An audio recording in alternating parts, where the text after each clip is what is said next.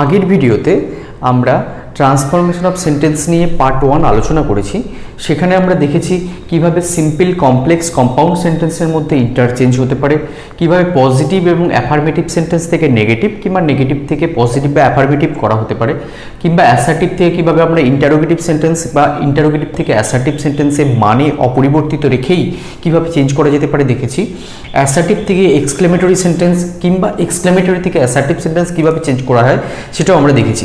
এই ভিডিওতে আমরা আজ ইম্পারেটিভ থেকে ইন্টারোগেটিভ কিংবা ইন্টারোগেটিভ থেকে ইম্পারেটিভ ডিগ্রি চেঞ্জ কিভাবে পজিটিভ, কম্পারেটিভ এবং সুপারলেটিভ ডিগ্রির মধ্যে মানে অপরিবর্তিত রেখেই কিভাবে ট্রান্সফরমেশন অফ সেন্টেন্স হতে পারে সেটা আমরা দেখব।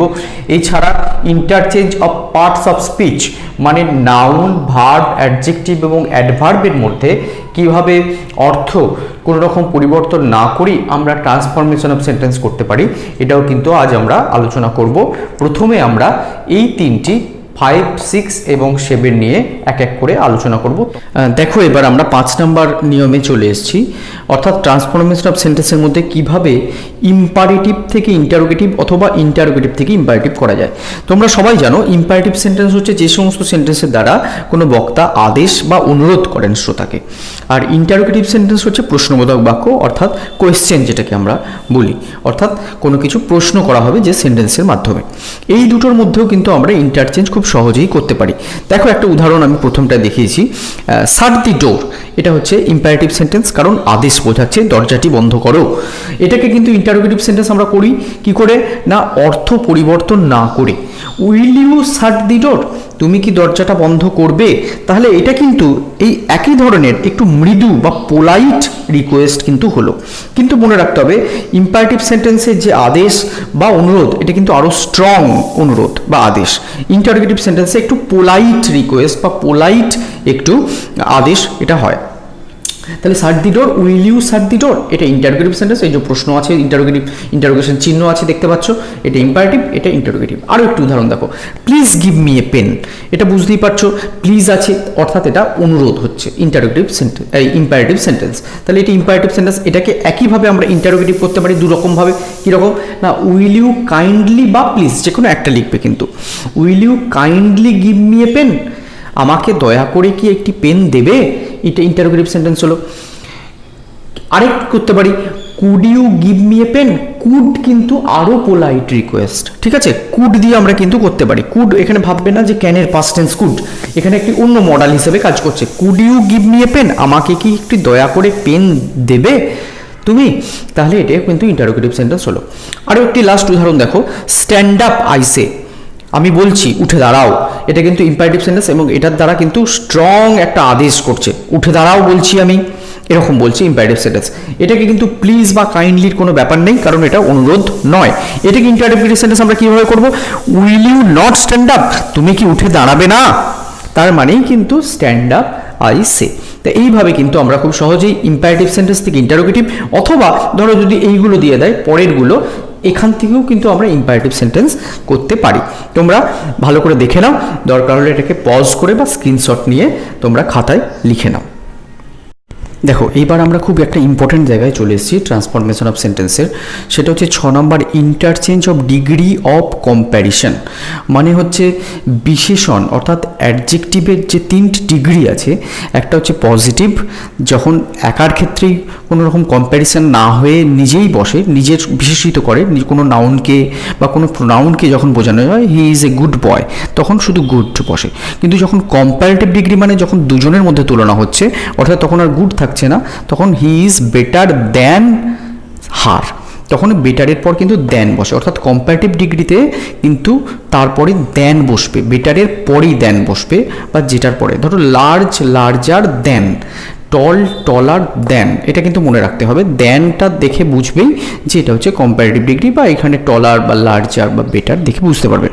আর সুপারলেটিভ ডিগ্রি হচ্ছে যখন অনেকজনের মধ্যে তুলনা হচ্ছে, যেমন ধরো গুড, বেটার, বেস্ট, কিন্তু বেস্টের আগে দা বা দ্য সেটা কিন্তু বসবে, ঠিক আছে, এটা কিন্তু মাথায় রাখবে। তাহলে good, better, best, large, larger, largest, tall taller tallest, old older oldest, useful more useful, most useful. কখনো কখনো মোর মোস্ট দিয়েও এরকম ডিগ্রি চেঞ্জ করতে হয়, কখনো শুধু ইআর ইএসটি দিয়েও ডিগ্রি চেঞ্জ করা যায়, আর কখনো কখনো যেমন গুড বেটার বেস্ট পুরোটাই চেঞ্জ হয়ে যাচ্ছে, অন্য ওয়ার্ড তৈরি হচ্ছে। পজিটিভ কম্পারেটিভ এবং সুপারলেটিভের মধ্যে কোনো মিলই নেই। এগুলোতে দেখো ই লার্জারের পর ইআর ইএসটি যোগ করলেই হয়ে যাচ্ছে। আবার এখানে দেখো মোর মোস্ট যোগ হচ্ছে। এগুলো তোমরা ছোট নিচু ক্লাসে তোমরা গ্রামার বইতে কিন্তু এগুলো পড়েছো, কিন্তু এখানে মজার কথাটা হচ্ছে তোমাদের উঁচু ক্লাসে কিন্তু এইভাবে ডিগ্রি চেঞ্জ পড়বে না। তোমাদের কিন্তু গুড দিয়ে দেবে যে কম্পারেটিভ ডিগ্রি এটা কী হবে লেখো, সুপারলেটিভ ডিগ্রি কী হবে লেখো, এরকমভাবে পরীক্ষায় পড়বে না। পরীক্ষায় কীরকমভাবে পড়বে না, একটা সেন্টেন্স দিয়ে দেবে, সেটা তার মধ্যে অ্যাডজেক্টিভটা অর্থাৎ এই বিশেষণটা কোনো একটা ডিগ্রিতে রয়েছে, অর্থাৎ পজিটিভ ডিগ্রিতে রয়েছে।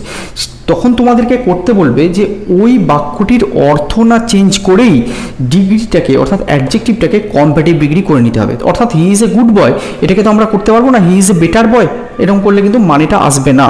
তাহলে এইভাবে কিভাবে চেঞ্জ করতে পারা যায় একটা সেন্টেন্সের মধ্যে ডিগ্রি চেঞ্জ করে অর্থ না চেঞ্জ করে, চলো আমরা দুটো স্যাম্পল দিয়ে ভালো করে এবার দেখে নিই। এবার আমরা কিন্তু ইন্টারচেঞ্জ অফ ডিগ্রি অফ কম্প্যারিশনের উদাহরণে চলে এসেছি। তিনটি কেস আমি আলোচনা করেছি, কেস 1, কেস 2 এবং কেস 3। ভালো করে খেয়াল করবে, পরীক্ষায় বারবার প্রশ্ন আসে এখান থেকে এবং তোমরা কিন্তু কিছু না কিছু সূক্ষ্ম ভুল করে দাও, এর জন্য নাম্বার পাও না। ভালো করে খেয়াল কর। প্রথমেই Kolkata is the largest city in West Bengal. পশ্চিমবঙ্গের মধ্যে কলকাতা হচ্ছে দি লার্জেস্ট সিটি, সব থেকে বড় শহর। তাহলে দেখতেই পাচ্ছ লার্জেস্ট আছে, অর্থাৎ এটা সুপারলেটিভ ডিগ্রিতে রয়েছে। এই পুরো সেন্টেন্সটা আছে কিসে, সুপারলেটিভ ডিগ্রিতে। এবং তার আগে সুপারলেটিভ ডিগ্রির আগে কি বসে আমি বলে দিয়েছিলাম, দি বসে। তাহলে দেখো আমি একটা ডায়াগ্রামের আকারে দেখিয়েছি ওয়েস্ট বেঙ্গল। ধরো এটা ওয়েস্ট বেঙ্গল, তোমাদের ভূগোলের দিদিমণি বা মাস্টারমশাই স্যারেরা কিন্তু রাগ করবেন যে এটা আবার ওয়েস্ট বেঙ্গল হতে পারে নাকি, কিন্তু তোমাদের আমি একটা ডায়াগ্রামের আকারে বোঝার সুবিধের জন্য দেখিয়েছি। দেখো অনেকগুলো কলকাতা পশ্চিমবঙ্গের মধ্যে শহর আছে। ধরো এটা রয়েছে, ধরো একটা শিলিগুড়ি, এটা ধরো বর্ধমান, এটা ধরো আরামবাগ, হ্যাঁ, এটা ধরো আসানসোল, ঠিক আছে, এটা দুর্গাপুর। কিন্তু সবার মধ্যে বড় শহর কোনটা, কলকাতা। তাহলে কোনো সন্দেহই নেই যে কলকাতা হচ্ছে পশ্চিমবঙ্গের মধ্যে দি লার্জেস্ট সিটি, কোনো সন্দেহ নেই, দি লার্জেস্ট। তাহলে এই সুপারলেটিভ ডিগ্রিটাকে যদি আমি অন্য সেন্টেন্সের মধ্যে মানেটা একই রেখে কম্পারেটিভ বা পজিটিভে করতে চাই, তাহলে কিভাবে করতে হবে দেখো। কলকাতা ইজ লার্জার দেন, দেখো এর মধ্যে কিন্তু আমি কিসে নিয়ে চলে এসেছি, এর মধ্যেই কম্পারেটিভ ডিগ্রি চলে এসেছে। দেখো এর মধ্যেই লার্জার, কারণ লার্জের কম্পারেটিভ ডিগ্রি লার্জার, তারপরে বসে দেন, larger than any other city, যে কোনো শহরের থেকে in West Bengal. Any other city মনে রাখবে, এটা লিখতেই হবে, এনি আদার সিটি। আরেকটা লিখতে পারো অল আদার সিটিজ, যে কোনো একটা লিখবে, হয় এনি আদার সিটি লিখবে কিংবা অল আদার সিটিজ লিখবে ইন ওয়েস্ট বেঙ্গল। তাহলে এটা কি সেন্টেন্সে হয়ে গেল, এটা কম্পারেটিভ ডিগ্রিতে হয়ে গেল। এই সুপারলেটিভ ডিগ্রিটাই মানেটা কোনো পরিবর্তন না হয়ে কম্পারেটিভ ডিগ্রি হয়ে গেল। Kolkata is larger than any other city, অথবা লিখবে অল আদার সিটিজ। খেয়াল করবে এনি আদার সিটিজ নয় কিন্তু, any other city. All other হলে সিটিজ, এখানে প্লুরাল হবে, এখানে এনি আছে বলে সিঙ্গুলার হবে, অল আছে বলে প্লুরাল হবে। In West Bengal comparative degree, অর্থ একই থাকছে। এইবার যদি আমি পজিটিভে রাখতে চাই, তাহলে পজিটিভে রাখতে গেলে তার লার্জেস্ট করলে হবে না, লার্জার করলে হবে না, তাহলে কি করতে হবে, লার্জ করতে হবে। কারণ আমরা জানি লার্জ, লার্জার, লার্জেস্ট। তাহলে কি করতে হবে, নো আদার সিটি, কোনো শহর নেই ইন ওয়েস্ট বেঙ্গল। ওয়েস্ট বেঙ্গলটাকে কিন্তু আমি আগে দিয়ে দিয়েছি, পরেও করতে পারো, তুমি লাস্টেও করতে পারো, কিন্তু এটা শুনতে ভালো লাগে। No other city in West Bengal is as large as Kolkata. As large as তারপরে দেবে অ্যাডজেক্টিভটা, বিশেষণটা, তারপর অ্যাজ আবার দেবে, অ্যাজ লার্জ অ্যাজ কলকাতা। অর্থাৎ পশ্চিমবঙ্গের মধ্যে কোনো শহরই এরকম কলকাতার মতো বড় নয়। ছবিটাতে দেখতেই তোমরা পাচ্ছ। এই হলো কেস 1, যখন দি লার্জেস্ট থাকবে, অর্থাৎ যখন কোনো সন্দেহই থাকবে না যে এটাই লার্জেস্ট, এটাই সব থেকে বড়। এটা হতে পারে লার্জেস্টের বদলে হতে পারে ওল্ডেস্ট, হতে পারে Sachin is the best player, তখন বেস্ট হতে পারে, লার্জেস্ট হতে পারে, ওল্ডেস্ট হতে পারে, টলেস্ট হতে পারে, এরকম করে কিন্তু করতে হবে অন্য সেন্টেন্সগুলোকে কম্পারেটিভ বা পজিটিভে।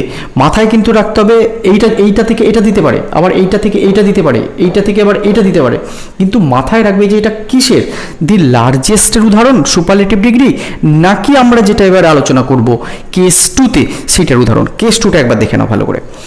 এবার ধরো একই উদাহরণ দিয়েছি আমি, কিন্তু এবার ইন্ডিয়ার পরিপ্রেক্ষিতে আমি দেখিয়েছি, এটা কিন্তু ওয়েস্ট বেঙ্গলের পরিপ্রেক্ষিতে নয়। একবার উদাহরণটা দেখে নিই আমরা। Kolkata is one of the largest সিটিজ in India. মনে রাখতে হবে দি লার্জেস্ট হলে সিটি হয়, আর কোনো সন্দেহ নেই, একাই কলকাতা। কিন্তু ওয়ান অফ দি যখন হয় তখন কিন্তু সিটিজ হবে, প্লুরাল হয়ে যাবে তখন, ঠিক আছে। এটা one of the tallest boys হতো, কিন্তু দি টলেস্ট বয়, ঠিক আছে। ওয়ান অফ দি ওল্ডেস্ট সিটিজ, তাহলে ওয়ান অফ দি থাকলেই এটা প্লুরাল নাম্বারে হয়, সিটিজ, মনে রাখবে এটা। তাহলে Kolkata is one of the largest সিটিজ in India. ইন্ডিয়ার মধ্যে কলকাতা অন্যতম বড় শহর। আবার একবার দেখো ইন্ডিয়াতে দেখে নিই, ইন্ডিয়া যদি এরকম মোটেই ম্যাপ নয়, আমি কিন্তু এটা ডায়াগ্রামিক্যালি দেখিয়েছি। দেখো কলকাতা বড় শহর, কোনো সন্দেহ নেই, কিন্তু কলকাতার মতোই আরও বড় শহর আছে। আমি কিন্তু এখানে বলতে পারবো না যে ওয়েস্ট বেঙ্গলের মধ্যে যেরকম কলকাতা একাই রাজ করছিল, একাই বড় ছিল, কিন্তু ইন্ডিয়ার মধ্যে আরও বড় শহর আছে, মুম্বাই আছে, ব্যাঙ্গালোর আছে, চেন্নাই আছে, দিল্লি আছে, বা আরও ছোটো ছোটো আরও অনেক বড় এরকম শহর আছে। তাহলে কলকাতা ওদের মধ্যে অন্যতম। Kolkata is one of the largest সিটিজ in India, superlative degree largest আছে বলে, ঠিক আছে।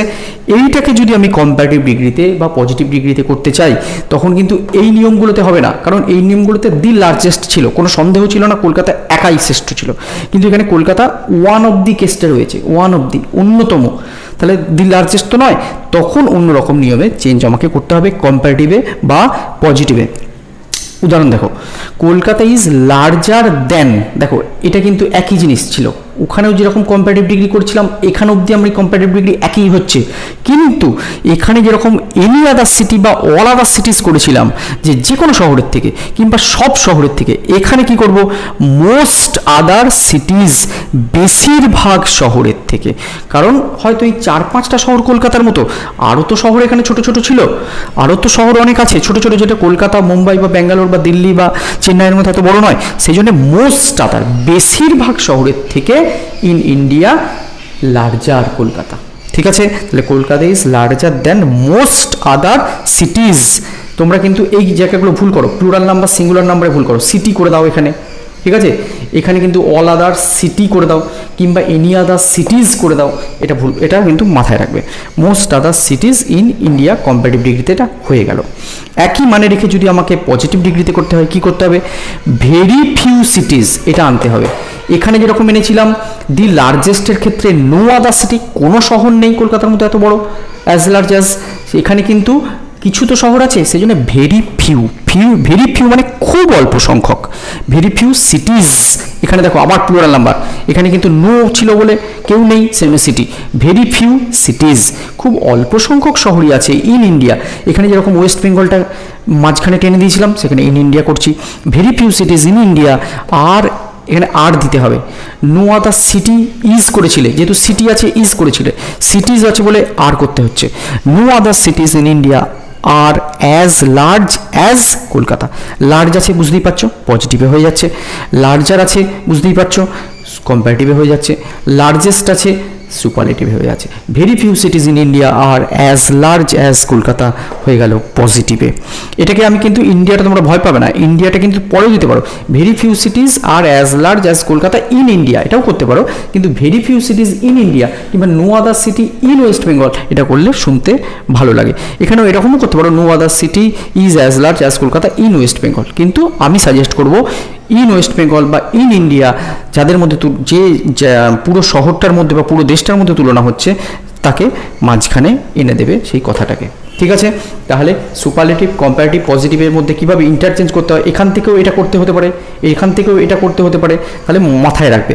ধরো এটা দিয়ে দিল, Kolkata is larger than most other cities in India, তখন মনে রাখতে হবে এটা কিসের উদাহরণ, এটা কি দি লার্জেস্টের কেস নাকি ওয়ান অফ দি লার্জেস্টের কেস। তখন কিন্তু মাথায় রেখে এইটা থেকে এইটা কিংবা এটা থেকে এইটা কিংবা এটা থেকে এইটা এরকমভাবে চেঞ্জ করতে হবে। বুঝতে পেরেছো নিশ্চয়ই। এরপর চলে এসো কেস নাম্বার 3-তে। এটা খুব সিম্পল জিনিস। Amal is as brave as Kamal. Amal কমলের মতোই সাহসী। Amal is as brave as Kamal, তাহলে ব্যাকেটে কিন্তু আমি ইজটা দিয়েছি কারণ অ্যাজ কমল ইজ, কমলের মতোই। ইজটা দিতেও পারো, নাও দিতে পারো, দিতে পারলে ভালো হয়।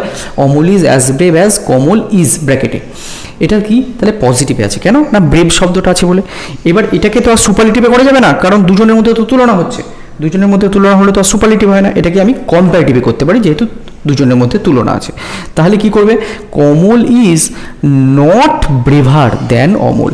কমল তো অমলের মতোই সাহসী, তাহলে কমল অমলের থেকে ব্রেভার নয়, বেশি সাহসী নয়। তাই নেগেটিভ ওয়ার্ডটা কিন্তু আনতে হচ্ছে, এবং ব্রেভার শব্দটা দিয়ে বুঝতেই পারছো এটা কম্পারেটিভ ডিগ্রি, কারণ ব্রেভ, ব্রেভার, ব্রেভেস্ট। ঠিক আছে, তাই ভালো করে কিন্তু এটা দেখে নাও। এই ইন্টারচেঞ্জ অফ ডিগ্রি কম্প্যারিজনটা কিন্তু খুব পরীক্ষায় আসে, এবং তোমরা বেশিরভাগ ক্ষেত্রে কিন্তু এটা ভুল করে ফেলো। ভালো করে দেখে নাও, এটা দরকার হলে স্ক্রিনশট বা পজ করে খাতায় লিখে নাও। দেখো এবার কিন্তু আমরা খুব একটা ইম্পর্টেন্ট জায়গায় চলে এসেছি, সেটা হচ্ছে interchange of parts of speech. আমরা সবাই জানি পার্টস অফ স্পিচ হচ্ছে বাক্যের বিভিন্ন অংশ, noun, pronoun, adjective, verb, adverb, preposition, conjunction, interjection, তোমরা সবাই পড়েছো।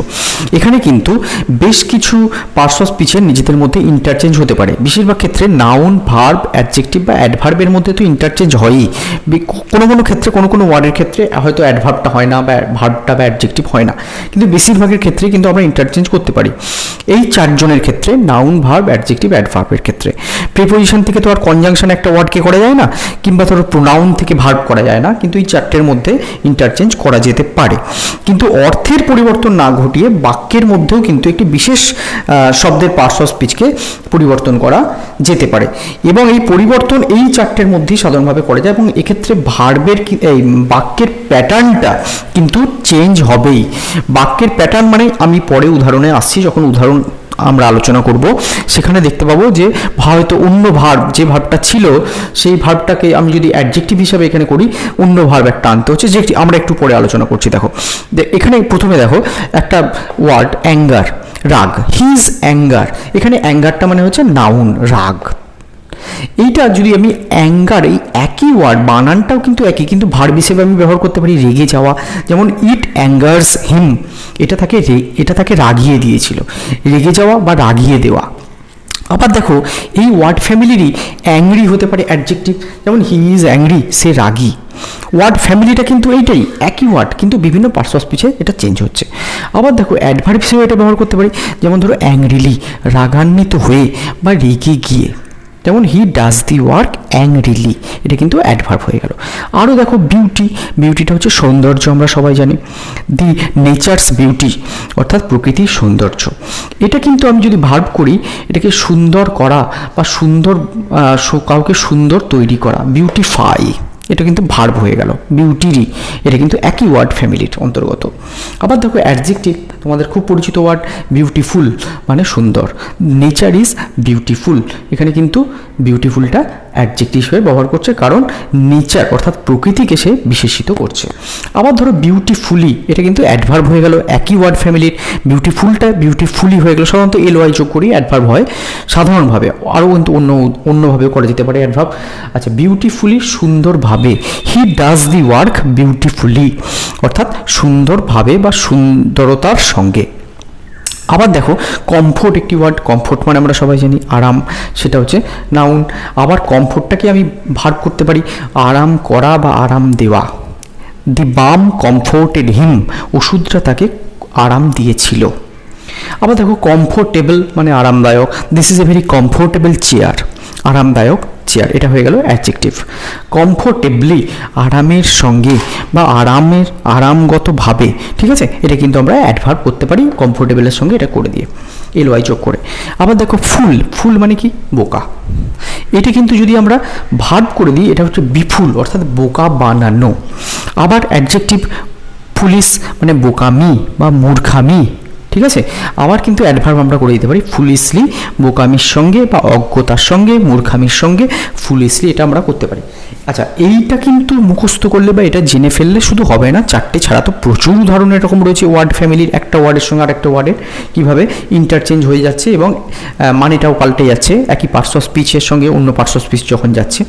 কিন্তু কিন্তু আসল যে কেসটা সেটা হচ্ছে তোমাদের এইগুলোকে সেন্টেন্সের মধ্যে চেঞ্জ করতে হবে। সেন্টেন্সের মধ্যে ধরো একটা কোনো ওয়ার্ড নাউনে রয়েছে, পরীক্ষায় কীরকম পড়বে, ওই নাউনের ওই ওয়ার্ডটার আন্ডারলাইন করে দেবে এবং ওই আন্ডারলাইন করে বলবে যে ওই পার্টস অফ স্পিচটা নাউনের বদলে ভার্ব ব্যবহার করো। অর্থাৎ বলে দেবে তোমাকে কমফোর্টটা তলে দাগ দিয়ে দেবে, একটা ওয়ার্ডের একটা সেন্টেন্সের মধ্যে কমফোর্টের তলে দাগ দিয়ে বলবে এটা তো নাউন, তাহলে এই নাউনটাকে তুমি অ্যাডজেক্টিভ করে ওই সেন্টেন্সটা আবার লেখো, ঠিক আছে, এবং মানে কিন্তু চেঞ্জ করা যাবে না। এরপর দেখো আমরা উদাহরণের সাহায্যে বেশ 2-3টি উদাহরণের সাহায্যে আমরা এটা দেখে নিই। চলো দেখো এবার আমরা কতগুলো উদাহরণ দেখে নিই এই পার্টস অফ স্পিচ কীভাবে সেন্টেন্সের মধ্যে চেঞ্জ হওয়ার পরেও একই তার অর্থ বজায় থাকছে। প্রথম দেখো উদাহরণ, হি succeeded in his attempt. Succeeded অর্থাৎ সে সফল হয়েছিল তার অ্যাটেম্পটে, তার প্রচেষ্টায় সে সফল হয়েছিল। সাকসিড এটা হচ্ছে মূল ভাব, সাকসিডেড করা হয়েছে পাস্ট টেন্সে করার জন্য, অর্থাৎ এটা ভার্ব একটা, অর্থাৎ এখানে সাকসিডেডটা ভার্ব। পরীক্ষায় কীরকম তোমাদের পরীক্ষায় পড়ে দেখো, এই সেন্টেন্সটা দিয়ে দেবে, এখানে আন্ডারলাইন করা থাকবে, এখানে ব্র্যাকেটে বলে দেবে যে replace this underlined word with noun and rewrite this sentence. এই ভার্বটাকে নাউনে পরিণত করতে হবে এবং সেন্টেন্সটার কোনো মানে চেঞ্জ না করে তোমাকে আবার লিখতে হবে। ধরো প্রথমে আমরা যদি অ্যাডজেক্টিভ করি, তাহলে সাকসিডেড এর অ্যাডজেক্টিভ কি, মানে সাকসিড এর অ্যাডজেক্টিভ কি, সাকসেসফুল। এখানে হচ্ছে সফল হয়েছিল, তার মানে সে সাকসেসফুল মানে সাফল্য পেয়েছিল বা সফল সাকসেসফুল মানে সফল, আর সাকসিড মানে সাফল্য পাওয়া, সফল হওয়া। তাহলে he was successful in his attempt. কেন ওয়াজ করলাম না, এটা পাস্ট টেন্স, সেই জন্য ওয়াজ করতে হলো, ইজ করলে হবে না। He was successful in his attempt, এটা হয়ে গেল অ্যাডজেক্টিভ। আবার অন্যভাবে করতে পারি, হিজ অ্যাটেম্পট ওয়াজ সাকসেসফুল, এরকমভাবে আমরা করতে পারি, এটাও কিন্তু ঠিক হবে। তাহলে সাকসেসফুলটা এখানেও অ্যাডজেক্টিভ। আবার দেখো এটাকে যদি আমি নাউনে করি, তাহলে সাকসেসফুলের নাউন কি, সাকসেস। এইগুলো কিন্তু তোমাদেরকে মনে রাখতে হবে, ওই বই থেকে, গ্রামার বইতে প্রচুর এরকম উদাহরণ আছে। তোমরা মেন কতগুলো জিনিস তোমরা কিন্তু মুখস্থ বা সেন্টেন্সের মধ্যে, আমি বলেছি সেন্টেন্সের মধ্যে এর ব্যবহার দেখে মনে করবে। এবং এটা কিন্তু সহজে আসবে না এই উদাহরণগুলো, এগুলো কিন্তু বারবার প্র্যাকটিস করলেই তবে তোমাদের এটা আয়ত্তে আসবে। দেখো, he got success in his attempt. Success সাফল্য, সে সাফল্য পেয়েছিল তার অ্যাটেম্পটে। দেখো সাকসিডেডটা যেই আমি তুলে দিচ্ছি, ধরো ভার্বটাকে তুলে দিয়ে নাউন করতে বললো, তাহলে ভার্বটাকে তুলে দিলে তো একটা সেন্টেন্স হবে না, অন্য তো একটা ভার্ব লাগবে, সেজন্য আমাকে গট ভার্বটা আনতে হলো। কেন গেট দিলাম না, কেন না এটা পাস্ট টেন্স আছে বলে এখানে গট দিলাম, গেটের পাস্ট টেন্স গট। তাহলে হি গট, সে পেয়েছিল সাফল্য ইন হিজ অ্যাটেম্পট, তার প্রচেষ্টায়। ঠিক আছে, তা এবার দেখো যদি অ্যাডজেক্টিভ করতে, আবার যদি অ্যাডভার্ব করতে চাই, তাহলে হি অ্যাটেম্পটেড সাকসেসফুলি। কেন না এই অ্যাটেম্পটেডটাকে আমি ভার্ব করে দিলাম, সাকসেসফুলি তা সে প্রচেষ্টাটা সুন্দরভাবে শেষ করেছিল, সাকসেসফুলি সফলতার সঙ্গে, সাফল্যের সঙ্গে। আরও 4টি উদাহরণ দেখো, আরও একটি সেন্টেন্সের, they differ from each other. তাহলে এখানে ডিফারটা কি, তাদের পার্থক্য আছে কি, এটা ভার্ব। এটাকে ভার্বটাকে যদি আমি অ্যাডজেক্টিভ করতে চাই একই সেন্টেন্সের মানে রেখে, দে আর ডিফারেন্ট ফ্রম ইচ আদার, ডিফারেন্টটা হয়ে গেল অ্যাডজেক্টিভ, তারা একে অপরের থেকে আলাদা। ডিফারটা এখানে ভার্ব ছিল, এখানে হয়ে গেল অ্যাডজেক্টিভ। আবার দেখো, there is a difference between them. ডিফারেন্সটা কি, নাউন, তাদের মধ্যে পার্থক্য আছে। ঠিক আছে, আর অ্যাডভার্ব এটা আমরা করতে পারি, দে লিভ ডিফারেন্টলি, তারা আলাদা রকমভাবে বাস করে বা তাদের আলাদা রকমভাবে এক্সিস্টেন্স আছে। এখানে দে লিভ বা এখানে দে এক্সিস্ট ডিফারেন্টলিও আমরা এখানে করতে পারি। এই হচ্ছে গেল বিভিন্ন পার্টস অফ স্পিচের মধ্যে আলাদা করে কীভাবে ইন্টারচেঞ্জ করতে হয়। তোমরা খুব ভালোভাবে ট্রান্সফরমেশন সেন্টেন্সটা পড়ে নাও, ভালো করে বুঝে নাও, দরকার হলে তোমরা এটা খাতাতে তোমরা বারবার ধরে লিখে নাও, প্র্যাকটিস করো। আশা করি তোমাদের আর কিছু প্রবলেম থাকবে না। যদি কিছু প্রবলেম থাকে আমাকে পরে জিজ্ঞেস করতে পারো বা এখানে লিখতে পারো।